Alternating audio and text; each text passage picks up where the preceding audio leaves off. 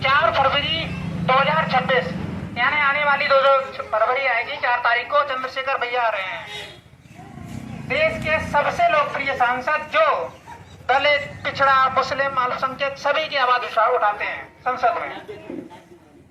बहुत से सांसद हैं, ओबीसी समाज के भी सांसद हैं, एससी समाज के भी सांसद हैं, लेकिन जब हमारी महिलाओं पर अत्याचार होता है, बहनों पर अत्याचार होता है, लगातार हमारे भाइयों पर अत्याचार होता है, तो उन सभी सांसदों के मुंह में दही जम जाता है। वो सभी सांसद गूंगे हो जाते हैं। उस वक्त आपकी आवाज उठाने वाला सिर्फ एक ही सांसद है, वो है चंद्रशेखर आजाद। तो ऐसे चंद्रशेखर आजाद भैया हमारे बीच आ रहे हैं 4 फरवरी को। आप लोगों को बता देते हैं, चंद्रशेखर आजाद भैया 16 महीने जेल में रहे हैं। 16 महीने जो व्यक्ति जेल में रहे, उसको इतनी यातनाएं झेलनी पड़े कि इसकी रीढ़ की हड्डी में 2 इंच का गैप तक हो जाए। उनके नाखून छीन लिए गए, उनके हाथों में आप देखिएगा तो नाखून नहीं है। सोचिएगा वो उस व्यक्ति को कितनी प्रताड़नाएं झेलनी पड़ी होगी सिर्फ समाज के लिए। क्या जरूरत थी उनको?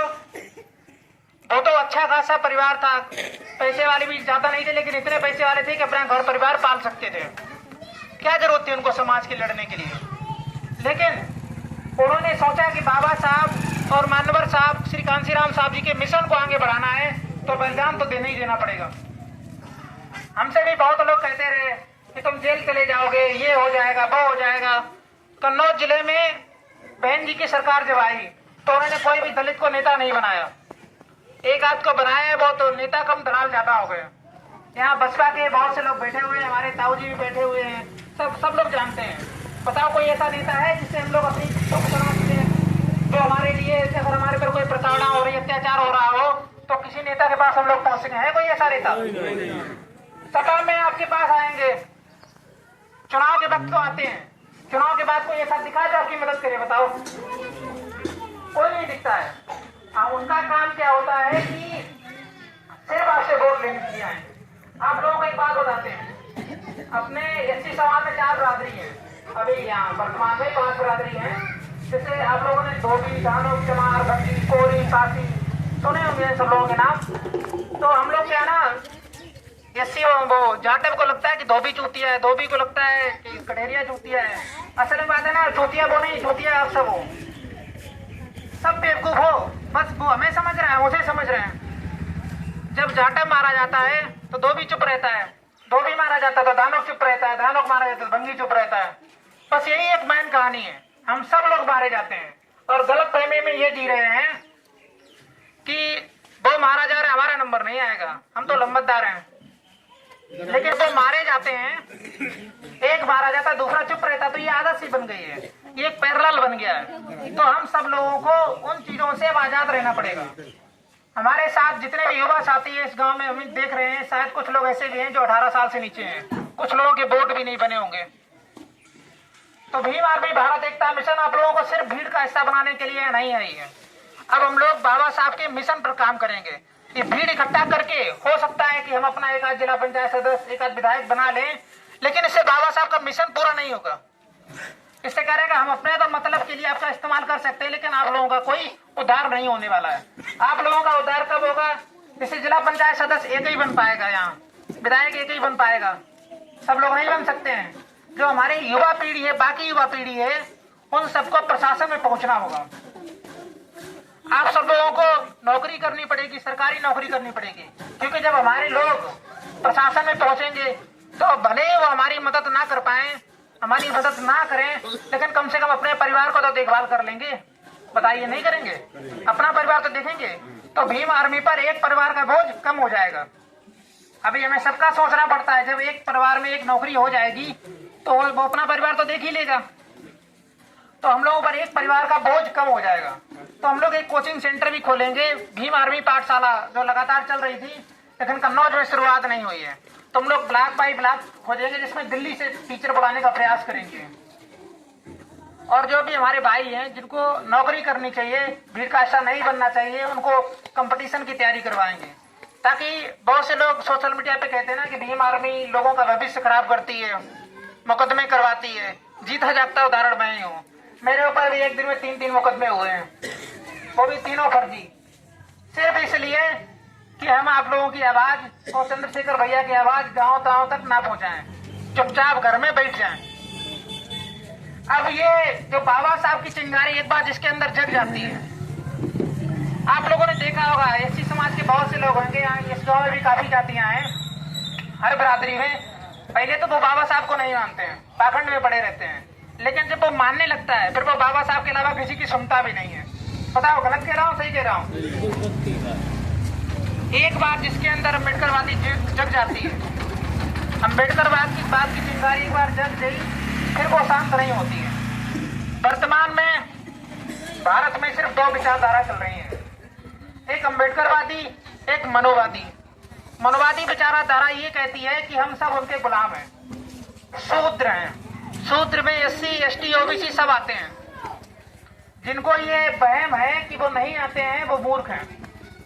एससी, एसटी, ओबीसी सभी शूद्र आते हैं उनकी नजरों में, मनोवादियों की नजर में। हमारे लोगों का वोट लिया जाता है, आप लोगों ने देखा होगा, आपको हिंदू हिंदू कहा जाता है, वोट लिया जाता है। जब वोट लेने की बारी आती तब तो आपको हिंदू बना दिया जाएगा। जैसे वोट निकल जाएगा आप लोगों के रोजगार छीने जाएंगे। आज ओबीसी समाज की जो आप लोग देखिएगा फॉर्म भरने जाते हैं तो सामान्य वर्ग के बराबर फीस काटी जाती है। ये बात ओबीसी समाज को अभी समझ में नहीं आ रही, लेकिन धीरे धीरे आएगी। हमारे नौकरियां लगातार छीनी जा रही हैं क्योंकि सरकारी विभाग खत्म किए जा रहे हैं। जब सरकारी विभाग नहीं रहेंगे तो नौकरियां कहां करने जाओगे? प्राइवेट में तो आरक्षण लोगों ने कभी किया नहीं है। धीरे धीरे हर चीज प्राइवेट कर दी जाएगी। जब हर चीज प्राइवेट कर दी जाएगी तो सरकारी विभाग में कुछ बचेगा नहीं बचेगा। तो हम सब लोगों को ये सोचना पड़ेगा, ये सरकार हम लोगों को बदलनी पड़ेगी। क्योंकि जब सरकार हमारे हक अधिकार छीनने लगे, हमारी शिक्षा पर प्रहार करने लगे, आप लोग देखिएगा जो प्राथमिक विद्यालय होते हैं उनको प्राइवेटाइजेशन करने की, मतलब प्राइवेट करने का शुरुआत हो गई है। अब प्राथमिक विद्यालय में कौन पढ़ने जाता है? आपने देखा है कोई करोड़पति का बेटा पढ़ने जाता हो? गरीब व्यक्ति जाएगा। अब जब स्कूल बंद हो जाएंगे तो 5 किलोमीटर दूर स्कूल है, इसकी फीस 1000 रुपए महीना है, तो आदमी जब कमाई नहीं पाएगा तो उनको पढ़ा पाएगा? तो ये सब चीज हम लोगों को सोचनी पड़ेगी। लगातार हम लोगों को दबाया जाएगा, धमकाया जाएगा, डराया जाएगा। जब ये कुछ नहीं होगा तो आपको आएंगे, ये कहा जाएगा कि भैया हमें वोट दीजिए, ऐसा कीजिए, वैसा कीजिए। लेकिन हमें अपने इस मंझला गांव पर पूरा भरोसा है। हमें इस मंझला गांव पर पूरा भरोसा है कि आप लोग बिकने वालों में से नहीं है। क्योंकि मैं मानता हूं कि जो बिकने वाले होते हैं वो मर्द नहीं नामर्द कहलाते हैं। जो भी व्यक्ति इस मंझला में अगर वोट के लिए बिकेगा, दारू मुर्गा के नाम से वोट देगा, वो मेरी नजर में नामर्द कहलाएगा। हमें नहीं लगता है कि हमारे इस मंझला गांव में कोई नामर्द होगा। है कोई? बताओ। कोई नहीं होगा। तो आने वाले समय में हम लोगों को ये प्रण लेना पड़ेगा कि हम लोगों को वोट सिर्फ 150 रुपए में नहीं बेचना है। क्योंकि ये वोट देने के अधिकार के चक्कर में जिस महापुरुष ने अपने 4 बच्चों की कुर्बानी दी, उनका नाम बाबा साहब भीमराव अम्बेडकर है, उनको प्रधानमंत्री भी बनाया जा रहा था। ये कहा गया था कि सिर्फ इन अछूतों को वोट का अधिकार मत दो। आपके वोट के अधिकार के लिए जिस व्यक्ति ने इतना संघर्ष किया है उसको आप 150 रुपए में बेच रहे हो, तो उनकी आत्मा भी कैसे आप लोगों के बारे में क्या सोच रही होगी? अगर आप लोग बाबा साहब को वाकई में मानते हो, मानवर साहब को वाकई में मानते हो, तो आने वाले समय में अपने हक अधिकार की जो रक्षा करने का जो मूल कर्तव्य है आप लोगों का है, और उसको हम कर सकते हैं सिर्फ वोट के द्वारा। सब लोग कहते हैं कि वोट चोरी होती है, हम मानते हैं वोट चोरी होती होगी, लेकिन हमें ये भी जानते हैं कि बहुत से लोग हमारे समाज में बिकने वाले भी हैं। लेकिन अब जो भीम आर्मी भारत एकता मिशन नाम की चिंगारी है जो कन्नौज जिले में सुलग चुकी है, मुझे लगता है कि अब हमारे समाज में बिकने वालों की संख्या बढ़ेगी। बताओ, बिकने वालों की संख्या बढ़ेगी कि घटेगी? जो भी हमारे युवा भाई खड़े हुए हैं, हम वादा करते हैं कि आप लोगों को किसी को भी जेल जाने की नौबत नहीं आएगी। अभी प्रशासन यहाँ पहुंचा है, कुछ देर पहले और प्रशासन यहाँ आया था, लोग डर रहे थे, तो मैंने यहाँ के एसएचओ महोदय से बात की।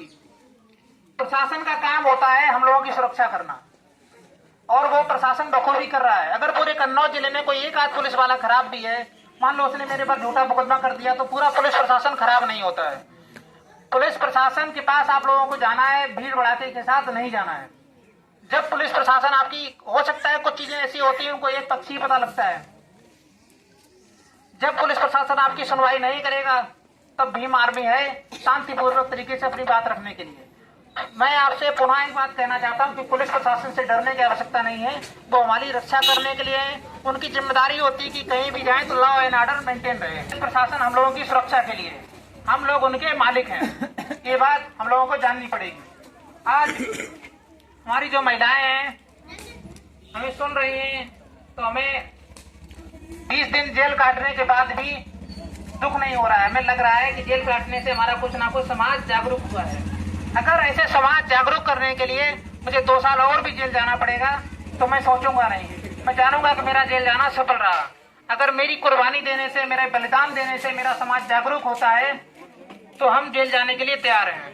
बाबा साहब का मिशन जब तक मैं जिंदा हूं तब तक तो नहीं रुकने दूंगा, और हमें आप सबसे यही सहयोग की अपेक्षा है। क्रांतिकारी जय भीम।